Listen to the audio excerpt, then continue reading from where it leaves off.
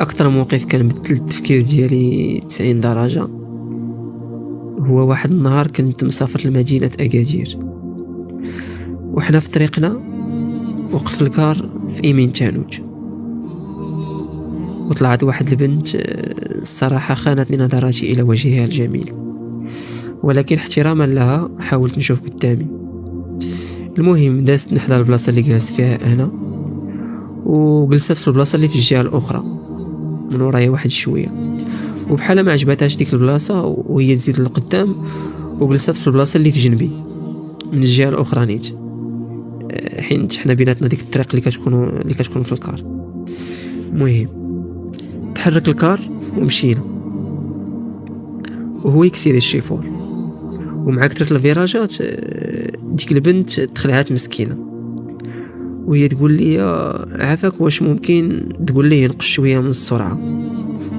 وفعلا مشيت لعنده وطلبت منه ينقص من السرعة، حيت بصح كان غادي بواحد السرعة كبيرة. ورجعت وجلست في بلاصتي، ولكن حسيت بالبنت انها ماشي بخير، انما ما قدرش نتدخل الصراحة.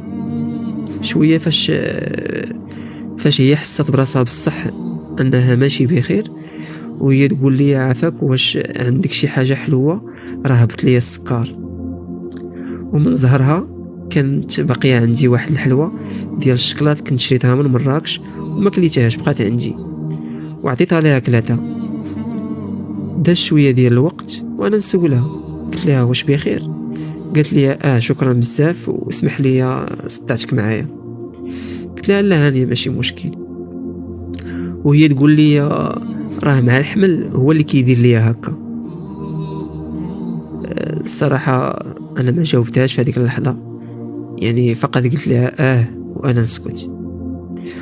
وفي ديك اللحظه بالضبط بداو كيدوروا في راسي بزاف ديال الافكار، وبقيت كنفكر علاش راجلها خلاها تسافر بوحدها وهي في هذه الفتره خاص ضروري شي حد يعني يكون معاها. بقيت كنقول علاش هو ما تسوقش لهذا الشيء، وبقيت كنقول ودابا كون هاد البنت مثلا لا قدر الله وطاح لها السكر في شي بلاصه خاويه وما كان حتى شي حد اللي يعاونها، ربما تقدر تغيب، ربما تقدر توقع لها شي حاجه. فهمتي؟ انا الصراحه ما عرفتش ما وراء الكواليس بالضبط، يعني حيت ربما تقدر تكون هذيك البنت مطلقه، ولا ربما رجلها يكون توفى، ولا ما عرفناش شنو كاين، الله اعلم. ولكن كيبقى احتمال ديالي لا كانت بصح متزوجه بداك الشخص وكان باقي في الحياه، فراه بحال هاد الامور ما خصوش يعني يتهاون بهم ولا يهملهم.